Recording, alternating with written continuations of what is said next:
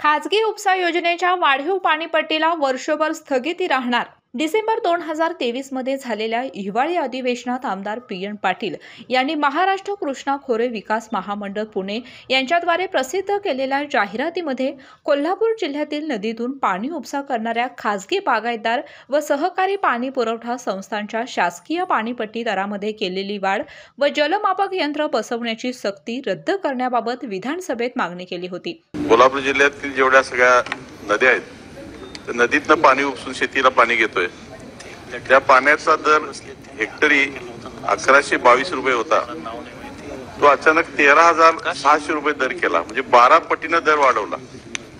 एका वेळेला ही धरणं 40-40, 50-50 एक तर धरण शाहू महाराजांच्या काळात बांधलेलं धरण आहे आणि काही कारण नसताना त्याचा दर 12 पटीनं वाढवला, अशा पद्धतीची जाहिरात दिली आणि सगळ्यांना नोटीस पाठवल्या आणि त्यांना मीटर पद्धतीने मीटर बसून घ्या अशा पद्धतीचा पण सूचना आहेत सगळ्या शेतकऱ्यांना दिल्यात।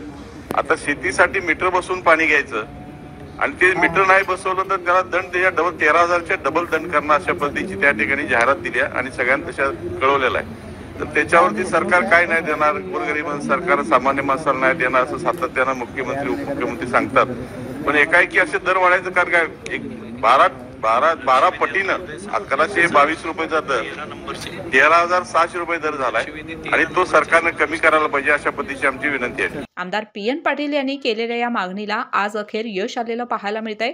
राज्यातील खासगी उपसा जलसिंचन योजनेला लागू करण्यात आलेल्या वाढीव पाणीपट्टीला 30 जून 2025 पर्यंत स्थगिती देण्याची घोषणा जलसंपदा तथा उपमुख्यमंत्री देवेंद्र फडणवीस यांनी विधान परिषदेमध्ये केली आहे।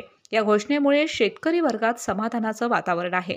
शेतकऱ्यांचे हित लक्षात घेऊन आमदार पी.एन. पाटील यांनी वर्षभरापूर्वीच केलेल्या मागणीला अखेर यश आलं, पण हे यश पाहण्यासाठी आमदार पी.एन. पाटील मात्र हयात राहिले नाहीत याची खंत समाजामध्ये आहे।